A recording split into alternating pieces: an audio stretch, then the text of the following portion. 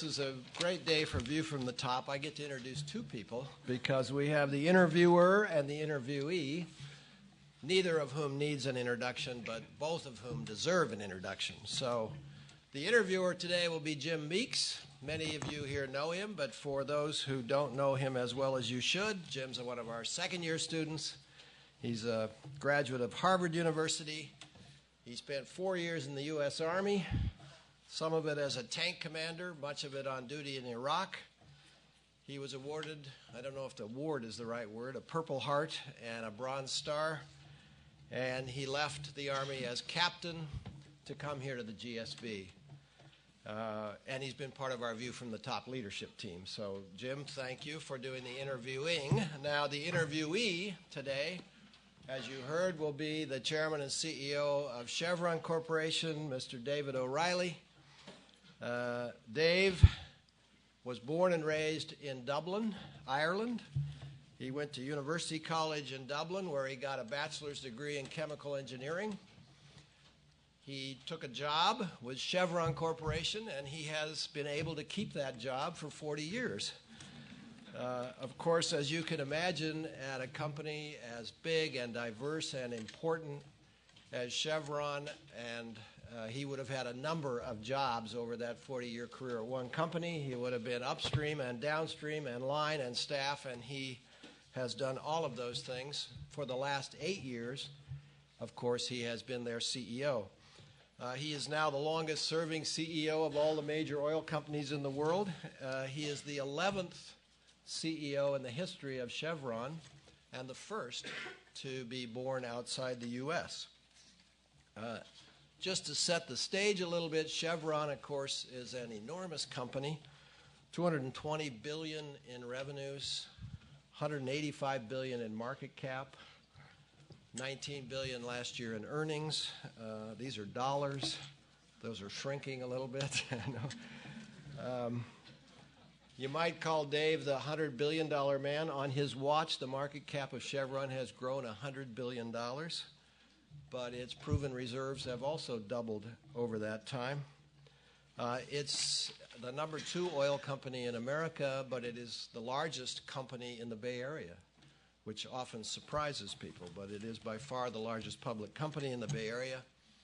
And Dave is an exceptional leader and CEO. He grew up in a small country. He's been quoted as saying, when you're from a small country, you learn to look outward. He's known for his informality. He's known to be a good listener. He's known to be a great people person. And increasingly, in recent years, he has been the public face of the oil industry as certainly the most capable and able spokesperson for that industry, and able to interact with critics who are often disarmed by his skill and his style. We're very fortunate today to have Jim Meeks as the interviewer, Dave O'Reilly as the interviewee. Please welcome them both.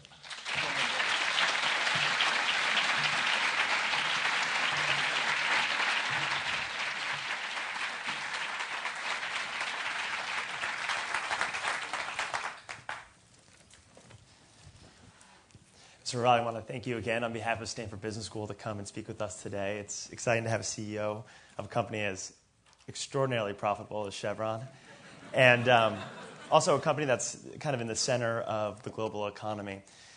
In your time at Chevron, you've had to deal with labor unions, some disgruntled customers, dictators, congressional inquiries, human rights activists, environmental activists. In 39 years at Chevron, what has been the single greatest leadership challenge you've faced? Thanks, Jim, for the question. I think that I know you made that long list of things that, and they're all interesting and complicated things and concerning things. But I think the greatest challenge is having people understand the oil business itself and communicating the fundamentals of it. In fact, the whole fundamentals of energy, which I think are widely misunderstood. So I think clearly the greatest challenge is having people understand where energy comes from and how dependent we are on oil and gas and coal and nuclear and renewables and the whole plethora of energy supply choices that we have. And also convincing people that energy is not a God-given right. It's something that we have to work to produce, and that we ought to use carefully, because it is a very valuable resource that's very important, and we take it for granted. So to me, that's the biggest challenge. It's a challenge we've had in our industry for 100 years or more, and we still have it today. And I'm not sure that we've been able to overcome that challenge effectively yet. One of the things that Dean just mentioned is that you, almost alone of the super major oil company CEOs, have really been outspoken in addressing the media on this issue. Why is it falling on your responsibility to kind of be the global spokesperson? And what kind of leadership challenges has that brought to you, both personally with increased scrutiny for being so in the public face, and professionally to make sure that you're both leading Chevron and also leading the oil industry? Yeah, well, I think from a scrutiny standpoint, I've never felt that's been a problem. But I think the issue is that there's a tendency for people to batten down the hatches when under fire. And no question that our industry has been under fire. I think it's very important that we talk from facts, because there are lots of opinions out there, but very few facts. I had this story from an ambassador who was leaving Washington after 30 years of being an ambassador from a very important country. He was asked when he left Washington, you've been an ambassador in Washington for a long, long period of time. What are your observations about Washington? And he said, it's a very interesting place. He said, everyone has an opinion, but nobody knows anything. And there's something in that about the energy. So a lot of people have opinions about how we're going to solve the energy problems that we have today, the challenges that we have, but they're not grounded necessarily on facts and on logic. And I think we have an obligation as people who have the facts, or a lot of the facts, to communicate those. So I think it's really important to step up and do that, and that's something that we have consciously made a decision to do. I'm not the only one in my company doing it. Our Vice Chairman, Peter Robertson, was in Washington last week in front of one of the House committees, and he was very outspoken about communicating the facts in light of some very harsh and tough questions, but he stood his ground very well, because we've just got to get the message out. Well, one of the facts that I think I'm interested in, and a lot of us are interested to hear, is this future of alternative energy. And you are an oil company, but more so you're really an energy company. And your competitor BP has said our new brand is Beyond Petroleum. Do you see a future in which Chevron's revenues, the majority of which come from something other than hydrocarbons? And what would have to happen in order for that to be the case? I think it'll be a long, long, long time to get to the point where alternatives will overcome basic hydrocarbons. Now, I'm not saying, I want to make it clear, I'm not saying hydrocarbons aren't important. Alternatives aren't important. They are extremely important. But if you just look at the facts and the scale of the system that we have today, we're going to spend an hour here, I think, in the auditorium roughly. The world will consume the equivalent of 10 million barrels, the equivalent of 10 million barrels of oil in the 1 hour that we're sitting here.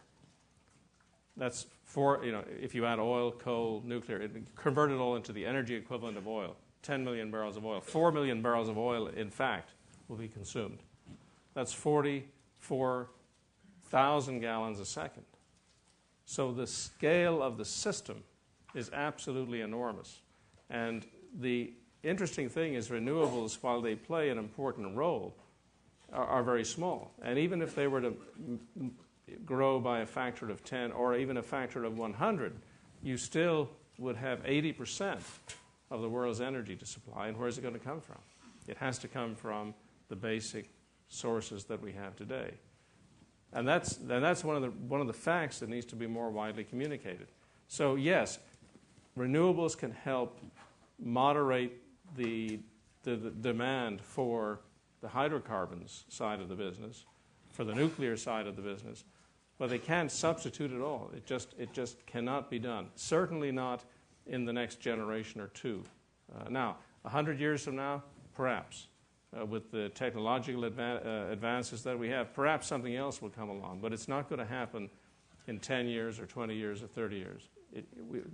There's just not enough alternatives out there. There's not enough technology advancement yet out there, and there's not enough time for capital stock to turn over to allow the new technology that hasn't yet been invented to be deployed in any reasonable time. So I think we've got a long, long period of time when we're going to have to recognize and cope with the hydrocarbons as a part of our supply. Most companies that we've studied try to increase customer demand and try to convince people to buy more of their product. Chevron has actually had advertisements saying that people should focus on energy reduction, and you have a consulting firm that advises companies on how to reduce their carbon footprint. Yeah. How does that quite make sense? Well, it makes, let me tell you, it makes a lot of sense, and it ought to send a signal to all of you that when an oil company is saying you need to conserve, that we are concerned about our ability to supply, as an industry, the total world energy demand. And we believe that the cheapest source of new energy that's out there is to use energy more efficiently. I ask you to look at a study that was completed last year by the National Petroleum Council. It's an advisory study, an advisory committee to the Department of Energy, and it was asked by Sam Bodman, the Energy Secretary, to look at the supply-demand picture for the globe and project the opine on theories such as peak oil and other important energy supply questions. It was not a study done by the oil industry. The oil industry participated in it, but there were consumers, there were advocacy groups, there were NGOs, it was international in its scope. All of these people, hundreds and hundreds of people, combined to deliver this study. The title of the study is a little bit revealing in itself. It's that Facing the Hard Truths About Energy. And the key finding was that there's an accumulating risk that the pace of development of oil and gas supplies will not, and the capital involved, will not be able to keep up with the demand during the next 10 to 20 years. And its very first recommendation, and this is a study that the government has fully endorsed, the first recommendation was moderate demand growth, the very first recommendation. So I think you can see why now we would be promoting energy efficiency as an important value system for our country and for the globe. And if you want to read the study in more detail, go into npc.org. The study, the summary is there, the background information. It's for those of you that really want to get into it, it's a very well done piece of work.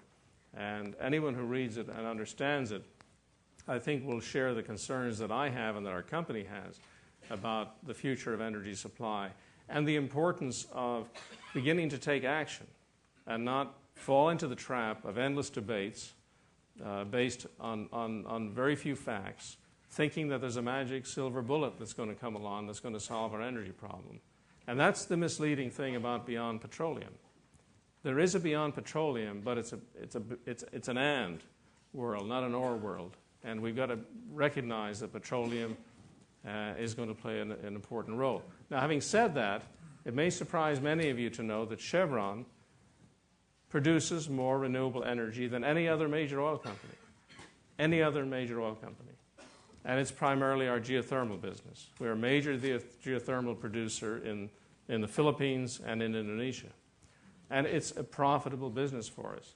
But it represents only 2% of our energy production today. We intend to grow that. It will grow. But even if we grow it by a factor of 10 over the next 10 to 15 years, it will still be 20% of our energy production as an energy company. So you can see that, yes, renewables can make a difference. They can add value. They can create value for the shareholder. They can provide value for customers. But they don't. It's not an either-or thing. It's an and thing we've got to look at. We're going to need both renewables, and we're going to need oil and gas, coal, nuclear power, which has been very much neglected in our country, particularly over the last generation, and other sources. In terms of supply, especially supply from some foreign sources, I think you've had to deal with some people that I studied in my military days, but probably from a different perspective. I was just wondering, Could you give us some maybe anecdotes or some diplomatic skill about how do you work with, say, governments in Venezuela or Saudi Arabia or all the different spots that you have to find yourself getting your supply?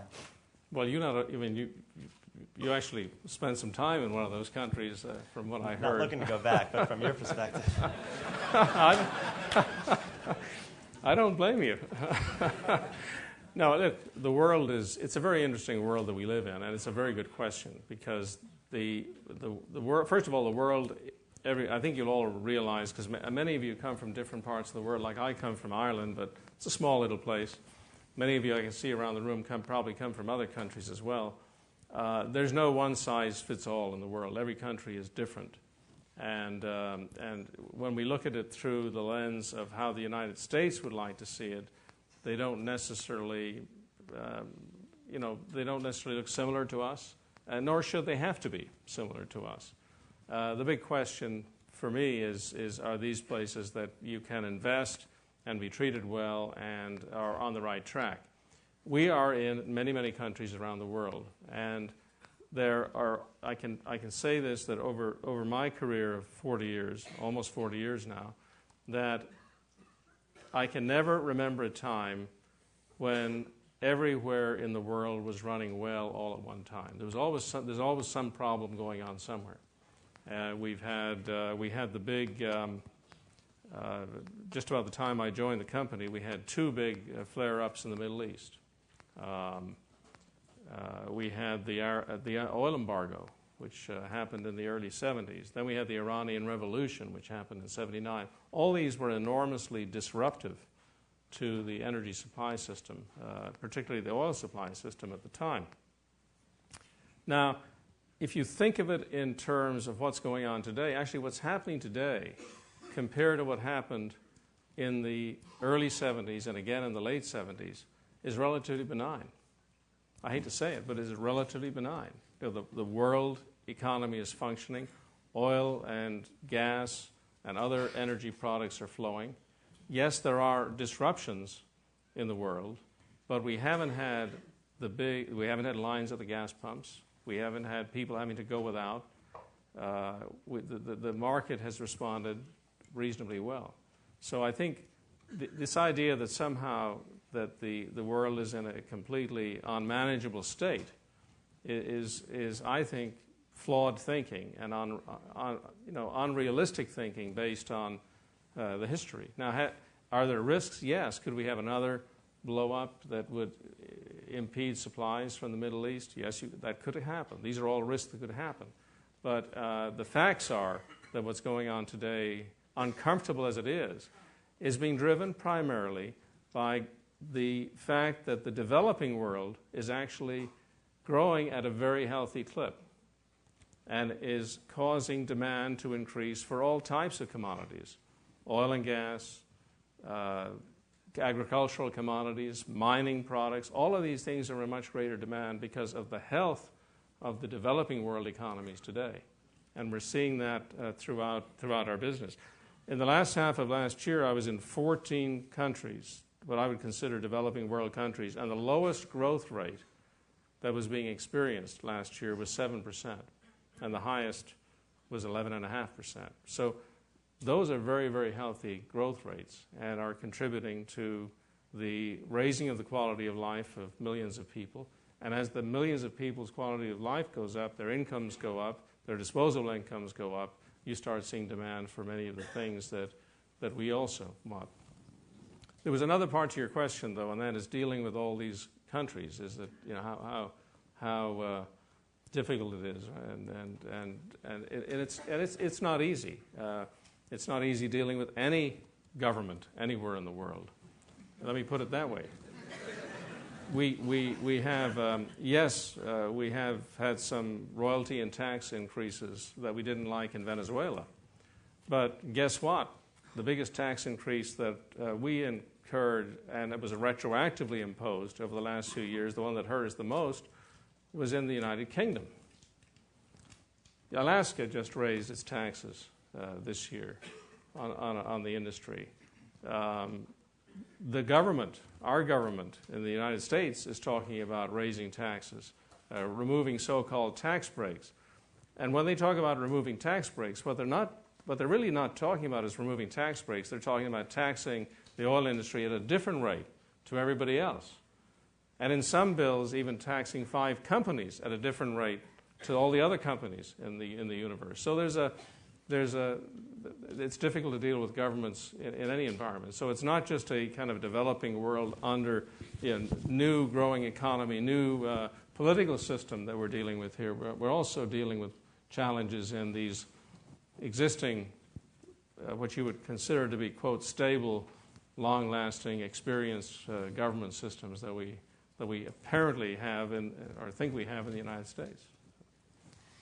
So in your role as CEO, what percentage of your time is dealing with these external factors, foreign governments, or advocating for the oil industry, and how much of it is actually running the company to make sure that Chevron operates as efficiently or better than your major competitors? It's about 50-50. Maybe even 60 external, 40 internal. I'm very blessed. We have a very strong management team. So we in essence have, you might say, 2 or 3 chief operating officers. We have one that manages all of our upstream globally, another one that manages our downstream, and then we have another that manages a portfolio of mix of businesses that includes chemicals and coal and some of the other what I consider these smaller businesses that we're in. So their role clearly is to manage the businesses, but I spend most of my time on the external activities and strategy, and of course a percentage of the time worrying about the business itself. And starting as an engineer 39 years ago and working your way up through one organization this whole time, how's your perspectives on leadership, management, and the responsibilities of a manager changed in that time? Clarify that last part of the question. So how have your perspectives changed, and what does it take to be a good, say, middle manager or plant manager, and how is that different than, say, being a worldwide CEO? Oh, well, it's an interesting question, because I don't think, this may seem very trite, but I don't think it's that different. I don't feel that I have changed significantly in the way I interact with people. I don't think I've changed significantly in my management style. I've learned a lot, though. I have a much broader perspective because of the exposure that I've had. But I don't think people change that much when it comes to the basics of how they deal with what you would consider to be the main characteristics of leadership. I mean, the very first test of leadership for me, for dealing with anybody, is the integrity of the individual. Is that individual trustworthy? Can you count on them? That's absolutely critical, just like it is in the military. You've got to have that, their ability to play as a member of the team. So because a company is definitely a team business. You can't. I mean, there are roles for individual contributors, but you're part of a team, and you're trying to generate shareholder return as part of that team for collectively, not as an individual. And I think so. That's a very important issue as well. So if you go down the leadership attributes, I think they really work at all levels, whether you're a first-line supervisor or a middle manager or a CEO. There's been a little bit of talk about how you personally, maybe coming from Ireland and a different background, address the hierarchy and the hierarchical culture of Chevron. What were some of the things you saw about the culture at the company that you thought were good, and what did you want to change as part of your leadership role over the last 40 years? That was 40 years. Let me think about this. Well, look, when I joined the company, it was first of all, I can't take credit for the changes that have occurred in the company myself, because I think that I've been the CEO for 8 years now, but I inherited a company from my predecessor that was had already made significant changes in what prior to that maybe had been a normal hierarchical structure. So I think I was just part of continuing that trend. I think when companies change and businesses have to change to fit the way people work, to fit what people who are employed today or want to be employed today, how they view things. So how technology changes how we work. So, the hierarchical system that I think in some ways was a military type system, which you should be familiar with, Jim, right? In the post-war era, the management that came through in the post-war era in the 50s and 60s and 70s, they were basically more attuned to responding to a hierarchical system. I think as the baby boomers that I'm at the leading edge of, and many of you are too young to be part of, the baby boomers had a different kind of perspective on how work should be conducted, and I think that was part of the informality that substituted for the formal hierarchical approach that occurred, that kind of as a result of the post-war leadership era, as I call it. But in today's environment, it's even different. We have the XYZ generation, and a number of you, I think, fall into that category. Many of you do, probably, if not all of you. And that group works in an even different way, communicates in a different way. I mean, this is the era of Facebook, for example. And how do you? It's the era of multiple communications, multiple multitasking, all sorts of things going on at the same time. My 4-year-old granddaughter is very adept at getting on the internet and navigating through Barbie Land and all these other things that little kids will do. Well, heck, we're dealing with a whole different way of communicating, a whole different way of doing work, and we have to recognize that and provide an environment in which people can do the work in a way that, while it still has structure, can do it in a way that they can truly contribute in the best way that they know how. So we have much more flexible systems today, and we need to have more flexible systems in order to attract the brightest and the best. What happens when those systems kind of develop over a more gradual period of time within the culture of Chevron, and then a new company comes in like Texaco and needs to be merged into the fold? When you were leading that merger, how did you kind of handle some of those cultural issues?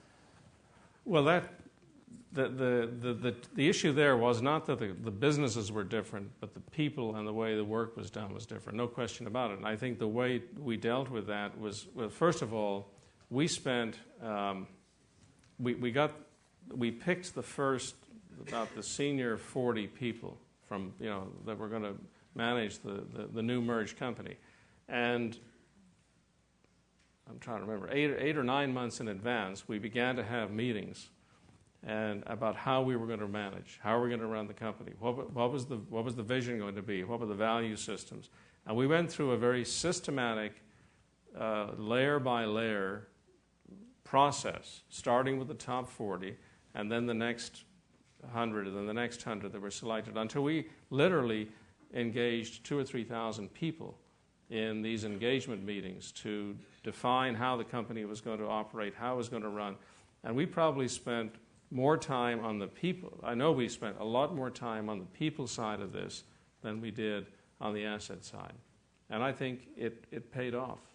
We had a very good bringing together of the people. There were very few failures that occurred, and the big test was after a relatively short time, the discussion about is that a Chevron person or is that a Texaco person, that kind of fell off the radar screen, and people were no longer referring to each other with these tags of whatever heritage company they came from.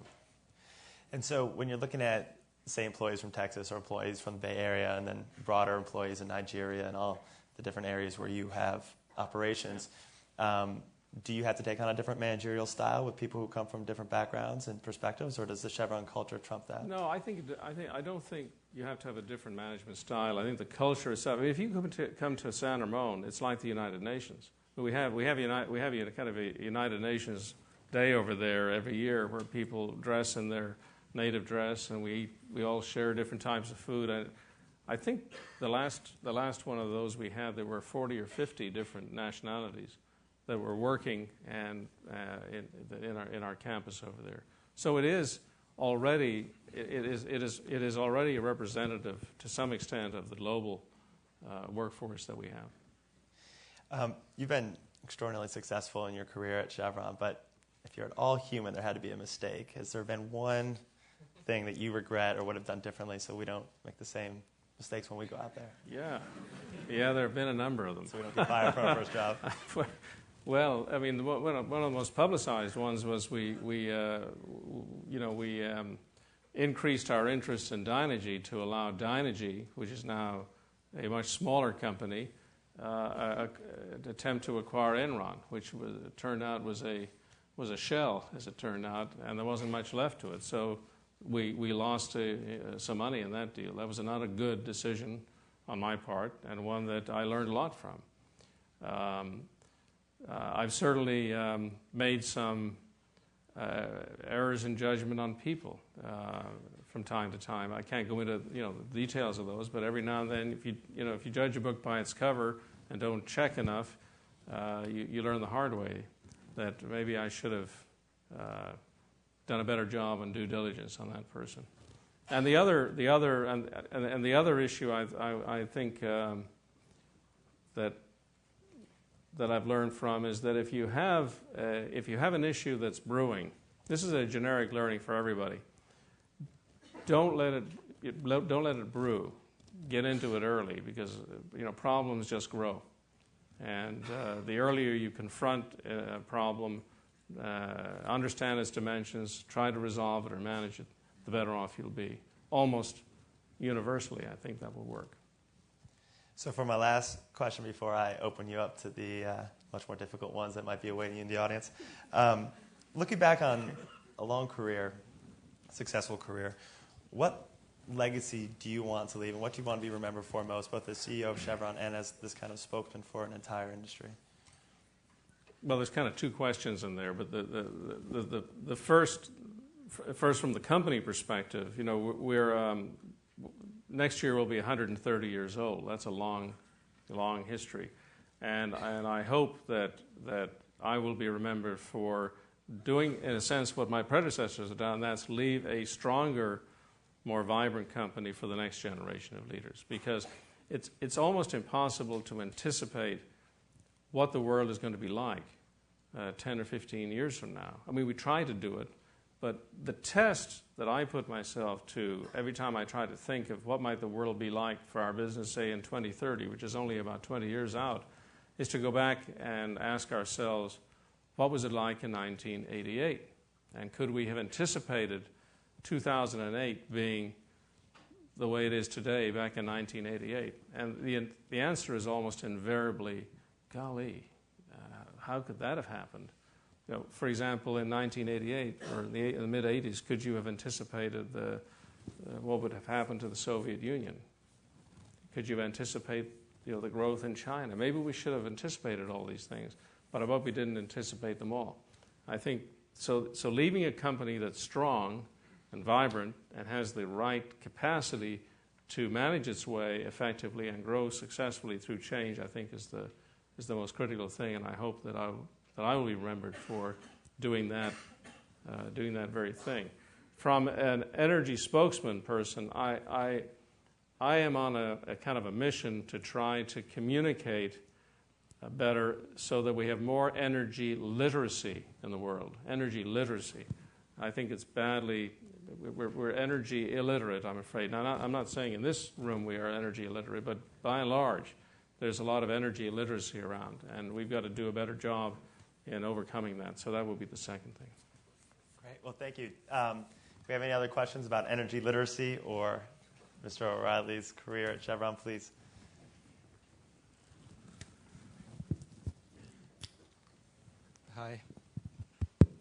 Hi, thanks for joining us today. My name is Howard. So I'm just thinking about your growth through the company to CEO, and probably some very fast periods of growth and then maybe some plateaus as well. It would be great to get your thoughts on two questions. One, to learn when did you decide you wanted to be CEO? And then two, what were some of the opportunities that you had and took advantage of, or maybe some that you missed out on that led to you being able to do that? That's a good question. Thank you. let me start by saying at the very outset, I had no desire or, nothing. There was nothing in my mind about being CEO when I joined Chevron in 1968. In fact, I think it was pretty safe to say that for the first 25 years, I don't think I had it on my radar screen at all. But it was in the last, let me see, probably around the mid-'90s, which is about 5 years before I became CEO, that I realized this is something that maybe I could do. And so it's not something that came along kind of back in day one. It was something that I grew into at a certain point and I looked around and said, I can do this job. And then the question, of course, is, do you have the, if selected, there are two things you have to do. First of all, you have to be capable of doing it, and then you have to be willing to do it, because you give up a fair amount when you become the CEO of a company. It is 24/7, and there's not much. There's a limit to life outside Chevron during that period of time. You're signing on for a big, serious commitment. That's the first. So you've got to be capable and willing, both. Now, the other part of your question, though, was what was it, the experience that helped, right? And what jobs, career moves or whatever that helped me get ready for it, or I'm kind of paraphrasing the second part of your question. And let me see if I can hit it right. First of all, there were some jobs that I took on that nobody else would. And I can think of two. The first was when with about 3 years after joining the company, and having just got married and moved out to California and get settled in and everything else, my boss came to me and said, we have an opening in New Jersey we need badly filled like next Monday. And I found out subsequently, I did accept the job, but I found out subsequently they'd been asking people for 6 weeks, and nobody would take it. I didn't find that out until after I moved, but I did it. The second time that came up was about 10 years later. There was a particular plant in our system that I wasn't really qualified to manage by all the standards of experience. But yet again, unbeknownst to me until after the fact, there were a number of people who were much better qualified than I. They just didn't want to take it on. So they kind of dipped deep into the pool and said, would you go and do this job? And I did. And I learned a lot. I learned a lot about managing people. I learned a lot about difficult regulatory climates. I learned a lot about labor relations. And had that experience at a much younger age than other people might have gotten. And it was just because of that willingness to do something without even fully realizing, I think. Maybe I didn't even have enough experience at the time to realize what a hornet's nest I was getting myself into. So I think taking on the tough challenges, and these were relatively early in my career. Now, there were also some times when things slowed down. There was a period of time when I stayed at the same level for 4 or 5 years, nothing happened. You kind of wonder, well, okay, maybe I've kind of peaked now, and then something else would pop up at the end of the time. Then there was one time, though, just as a kind of a health and safety warning to all of you, that we had our Christmas tree for 7 successful Christmases in a different house. So there was a lot of whipping and moving around. And some of it's outside, some of it's outside the control of the business. The circumstances dictated it. Some of it's self-inflicted. So I know that's a long-winded answer to your question. I hope it helps.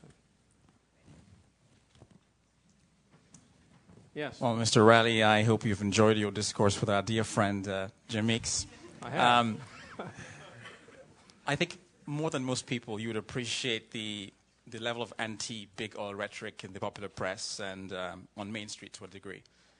And if you could help us to respond to those criticisms intelligently, specifically, if you could walk us through the economics of your industry, and I mean this, if you look at the price of sweet crude, $106 or whatever, $100 plus, of that, how much really is due to the true cash costs of production, and how much of that is due to what you would say a scarcity premium? How much of that is due to geopolitical risk, as you mentioned before, or how much of that is due to speculation? And what really is normalized profitability for the industry? I think that would be helpful to kind of respond to those questions intelligently. Well, thank you. I wish I could answer your question very precisely, but the answer to all of that is nobody really knows all of it. But let me give you some sort of facts that might help. It looks like the marginal cost of production of heavy oil, say in the oil sands in Canada now, is up into the $70 range.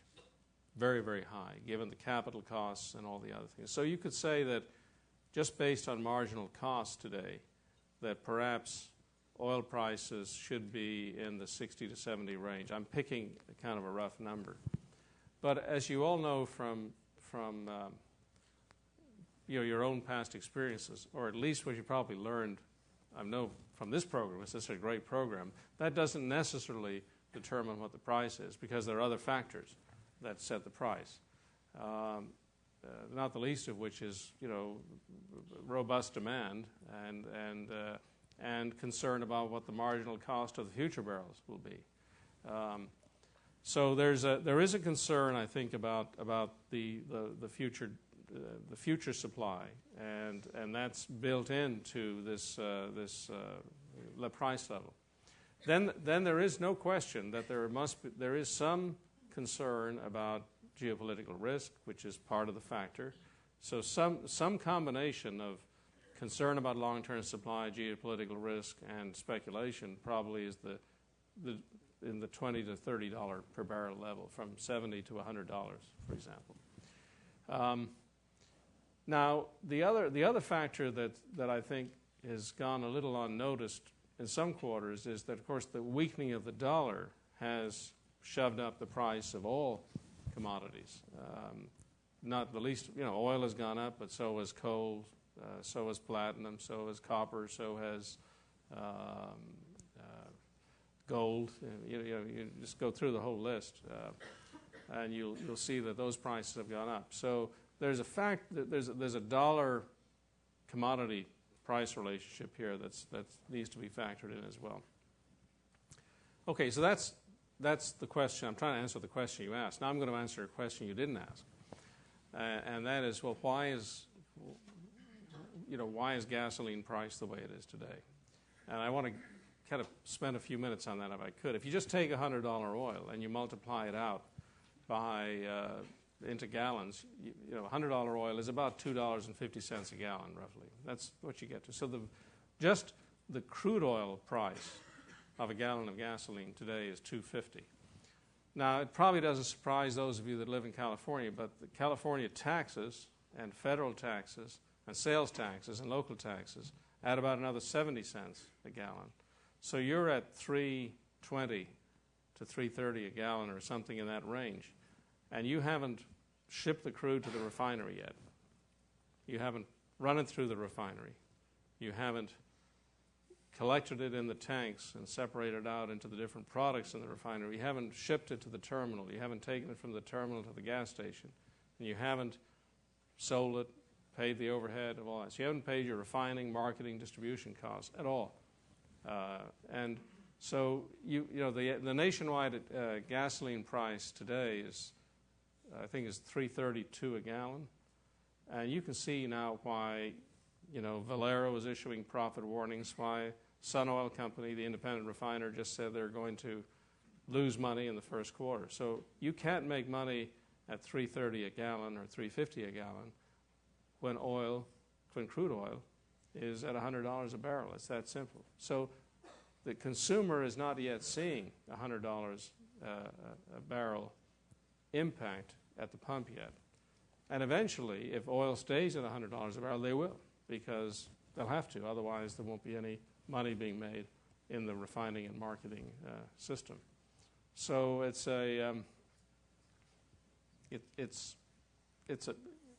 takes a long time to kind of get all that out, but it's part of the answer to the question that you asked and the question that other people have been asking about gasoline prices. Hello, thank you for joining us. You mentioned earlier Chevron's efforts to reduce demand for electricity. For oil, not only is electricity an issue, but also vehicles and gasoline. Yeah. And many of us for class were assigned the movie Who Killed the Electric Car, which talked about oil industry opposition to the adoption of the electric car several years ago. Now, 10 years later, there's another stream of electric vehicles and plug-in electric vehicles coming down the pike. There are biofuels vehicles. There's mounting calls for regulations to promote these and subsidize them. And I was wondering what your thoughts are in terms of how Chevron will approach this movement for vehicles which will reduce demand for oil. Well, I mean, there's nothing to stop it. I mean, this idea that somehow there's opposition to electric vehicles is I mean, the fundamental problem with electric vehicles is battery technology. And if once the battery nut has been cracked, then I think you will see a lot more electric vehicles. You know, there was this state of California mandated that 10% of its vehicles were going to be zero emission, which means electric vehicles. That's what they mandated. They mandated that in the early 90s, and the time was supposed to be 2003. It didn't happen. It didn't happen because the cars were out there, but the cars only had a range of 40 miles and 50 miles, and people just wouldn't buy them. So they have not been successful. Now, what has been successful, of course, have been hybrids. And why have hybrids been successful, even though they're more expensive than regular cars, is because you can get the range, and customers want the range. This is a very good question to put. You should have a Wagoner from GM come up here and something, because they'll tell you the trials and tribulations of producing electric cars. They've been trying hard for years to do this. So you're going to see electric cars. You're going to see more of them, I'm convinced, but you're not going to see them really take off until they can offer customers a range of 300 or 400 miles without having to plug them in for 8 hours. And I think that's the big issue that the electric vehicles face.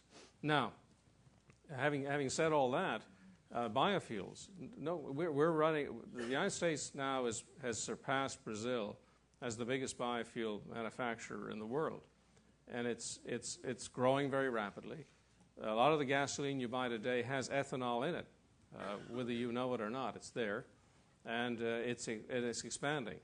But there's a limit to how far we're going to be able to take corn-based ethanol in this country, and you can already see it in what's happening to food prices.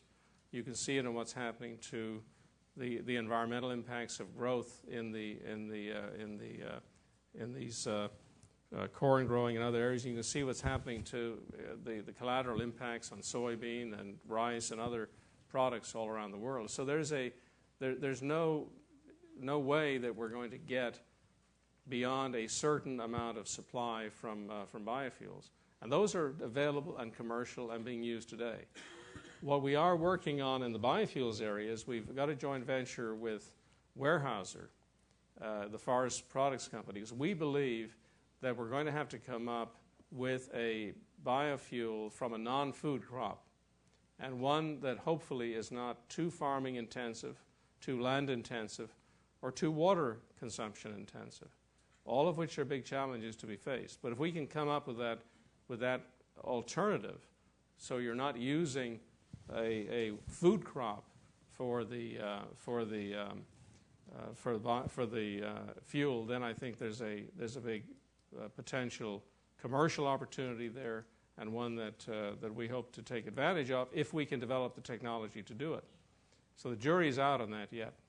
It's a very interesting article in the Time magazine this week. If you look at the front cover of Time, you see a big ear of corn on there. It's worth reading the article. It's quite factually correct, and it points out that if we used all the corn and all the soybean in the United States for fuel only, take it out of the food system, you would satisfy 25% of the transportation fuel requirements. That's how big the system is.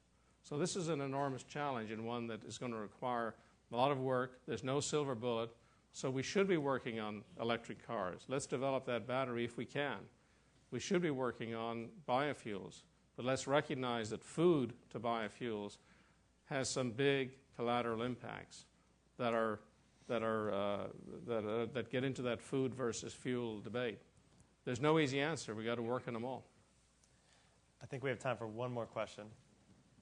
So I wanted to continue kind of on the topic of energy and renewables and recognizing Chevron's such a leader in that area. Wanted to ask you a question about global warming. Do you think that, given that oil and coal are going to remain the dominant sources of energy, do you think it's possible that we will reduce as a globe our consumption of oil and coal by 2050? And do you think that we need to do that to avert global warming? And if you do think it's possible, what's the role that you expect Chevron to play? Well, thank you. Let me see if I can answer all those questions in the right order. First of all,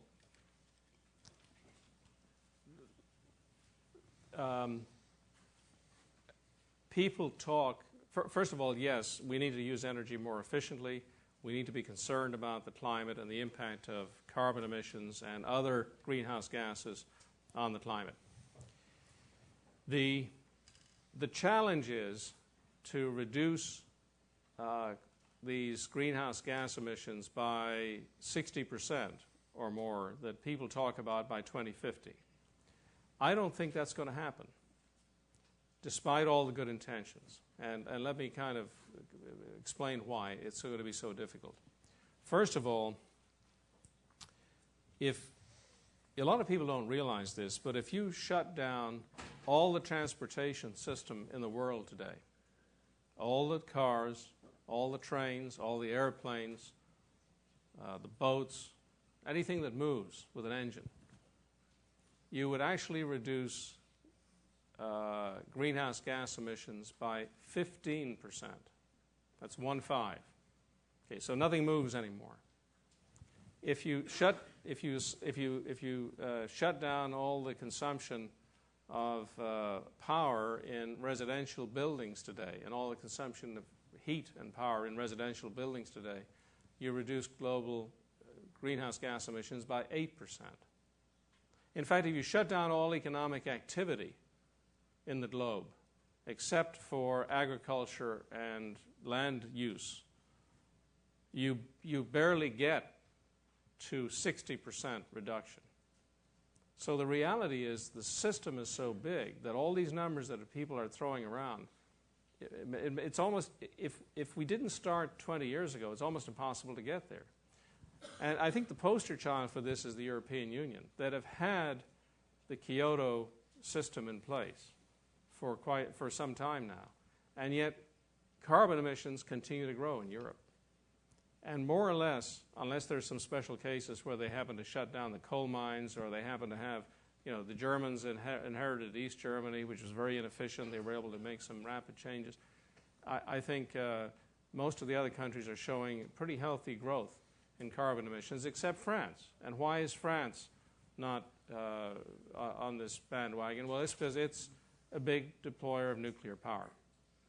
So unless we're willing to face up to massive deployment of nuclear power and get started on it like now, because if we don't start it now, we're not going to have anything. It'll take 10 to 15 years to get the first nuclear power plant up and running. We're going to be in a world of hurt. So I think we'll do well to moderate the growth and to start bringing carbon emissions down. But to get it down by 50 or 60% just seems, in 40 years with capital stock turnover. Bob, when was this building built here? You told me 65. This building's 43 years old. I hope the one you're going to replace it with will be a lot more energy efficient. I'm sure it will. But all the buildings have to change. A lot of things have to happen. The vehicles have to change. The lifestyle has to change. So I think it's going to be very, very difficult. And I think we totally underestimate this. And while I admire people, I think it's really important that we focus on this issue from more than just an emissions perspective, because I think there's an energy supply perspective for this as well. It's very difficult for me to see how we're going to be able to make progress unless we sit down and very pragmatically agree that that this is a big challenge and not something that we can just wave a magic wand and have happen very easily. It's going to be very, very difficult. We have a couple of things that you might be interested in. If you go on our website, you'll see we have 7 principles about climate change that we think regulators should take into account as they're considering climate change legislation. And it has some very interesting facts and figures in there that I think you'll find interesting. And then there's another, in our website, you'll see 5 facts about energy security, which we use to try to promote this energy literacy that I've been talking about with people in Washington and other governments and government officials. So I'd encourage you to look at our website. There's a lot of great information in there. But you've asked a very tough question, and I don't see an easy answer to the challenge of reducing emissions, providing energy at the levels that people talk about, 50 to 60% reductions. Mr. O'Reilly, we want to thank you again for coming. Yeah, thank you. Thank you. Hey, look at this. I got a hat.